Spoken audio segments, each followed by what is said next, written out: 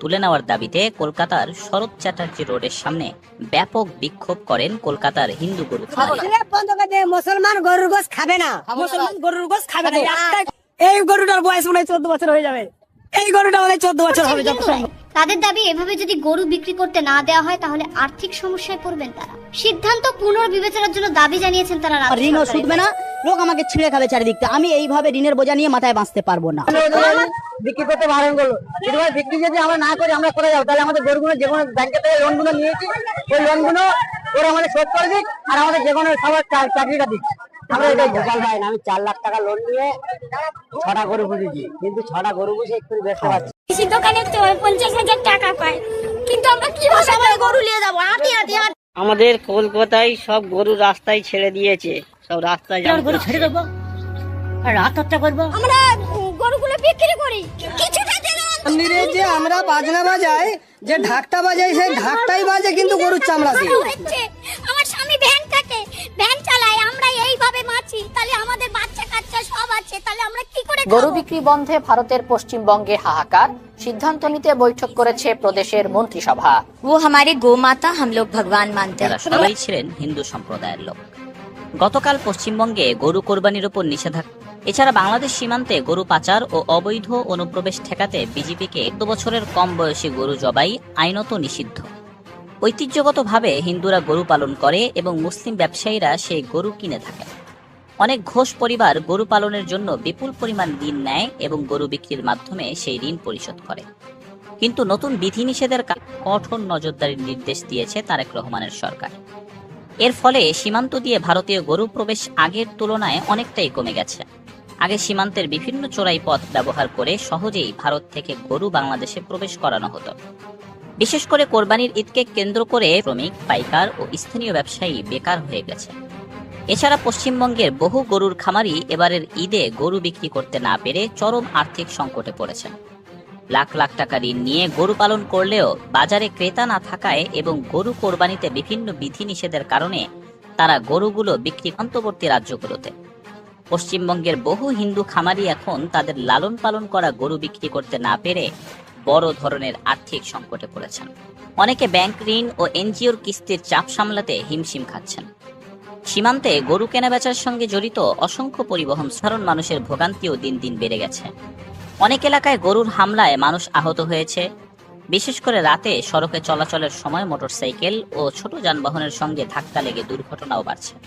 শুধু তাই নয়, ক্ষুধার্ত গরুগুলো প্রায়ই বাজার ও দোকানপাটে ঢুকে মাল করতে ব্যর্থ হচ্ছে, যার ফলে বাধ্য হয়ে অনেক খামারি নিজেদের পালিত গরুগুলোকে বেওয়ারিশভাবে রাস্তায় ছেড়ে দিচ্ছে। ফলে এখন পশ্চিমবঙ্গের বিভিন্ন শহর ও গ্রামাঞ্চলে শত শত গরু রাস্তাঘাটে ঘুরে বেড়াচ্ছে। এসব বেওয়ারিশ গরুর কারণে সাদামাল নষ্ট করছে। সবজি দোকান, ফলের আড়ত, এমনকি ছোট ব্যবসা প্রতিষ্ঠানেও গরুর তাণ্ডবে ব্যবসায়ীরা ক্ষতির মুখে পড়ছেন। অনেক এলাকায় মানুষ নিজেরাই লাঠি সোঁটা নিয়ে গরু তাড়াচ্ছে, ফলে পরিস্থিতি আরো উত্তপ্ত হয়ে উঠেছে।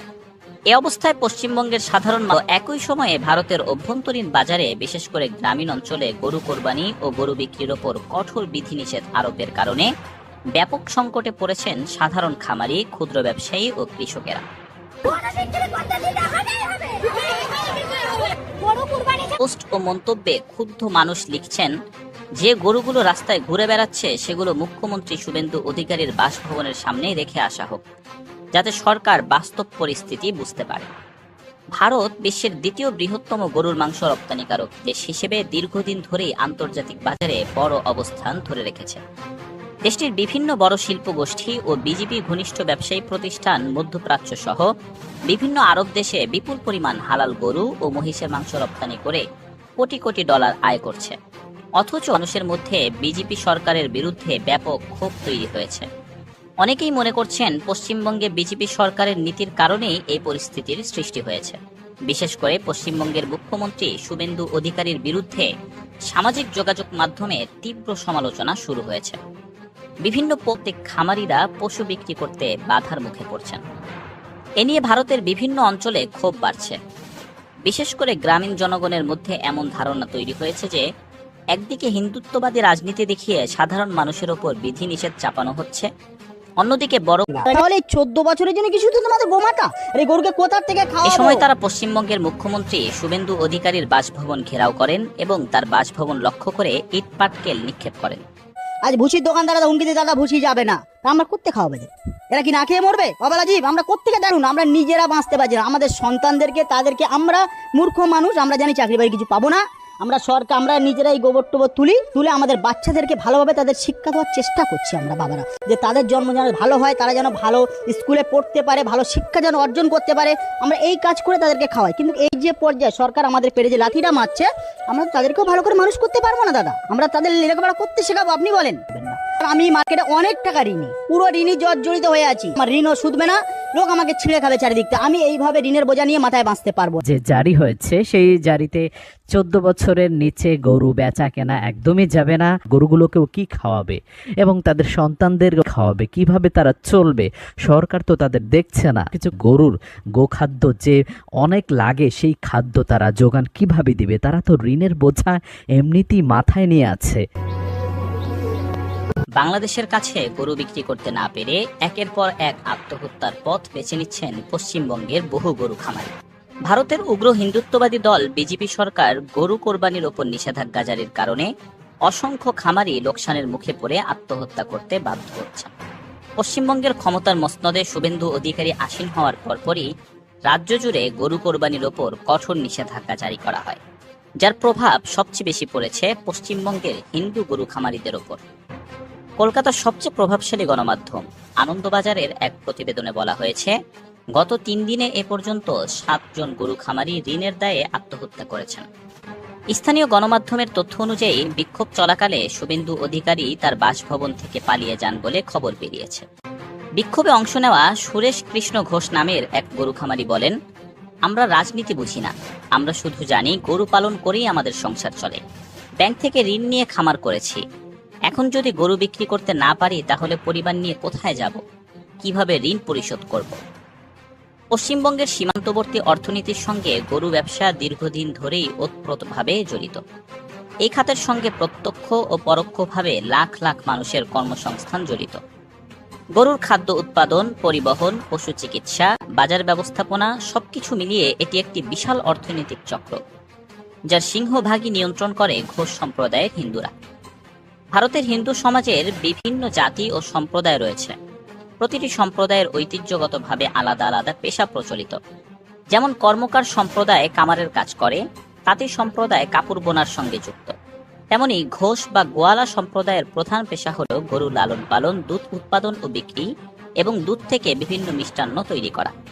প্রাচীন কাল থেকেই তারা গবাদি পশু ও দুগ্ধ সংক্রান্ত পেশার সঙ্গে জড়িত। এ কারণেই দেখা যায় আশেপাশের অনেক হিন্দু মিষ্টির দোকানদার ঘোষ সম্প্রদায়ের লোকজন পরিচালনা করেন। পশ্চিমবঙ্গের রাজনীতিতে ঘোষ সম্প্রদায়ের একটি উল্লেখযোগ্য প্রভাব রয়েছে। পশ্চিম বাংলায় বিজেপিকে শক্তিশালী করতেও এই সম্প্রদায়ের একটি বড় অংশ ভূমিকা রেখেছিল। বিশেষ করে কলকাতায় হিন্দুত্ববাদী রাজনীতির উত্থানের সময় বহু ঘোষ পরিবার বিজেপির প্রতি সমর্থন জানায় এবং তারা মনে করেছিল এই দল ক্ষমতায় এলে তাদের ধর্মীয় ও সামাজিক স্বার্থ আরও সুরক্ষিত হবে। কিন্তু ক্ষমতায় আসার পর গরু বেচা কেনা ও জবাই সংক্রান্ত কঠোর আইন ও বিধি নিষেধের প্রভাব সবচেয়ে বেশি পড়েছে এই ঘোষ বা গোয়ালা সম্প্রদায়ের উপরই। বর্তমানে পশ্চিমবঙ্গের বহু খামারি বাংলাদেশি বাজারের উপর নির্ভর করতেন, কিন্তু বর্তমানে বাংলাদেশ বর্ডার গার্ডের কঠোর অবস্থান, টহল বৃদ্ধি এবং সীমান্তে নজরদারি জোরদারের কারণে সেই পথ প্রায় পুরোপুরি বন্ধ হয়ে গেছে। এর সরাসরি প্রভাব পড়েছে ভারতের সীমারণে গরুর বাজার সংকুচিত হয়ে পড়েছে। ফলে গরু বিক্রি কমে যাওয়ায় অনেক খামারি ও ব্যবসায়ী আর্থিক সংকটে পড়েছেন। বিশেষ করে বয়স্ক গরু বিক্রি নিয়ে জটিলতা তৈরি হওয়ায় ক্ষতির মুখে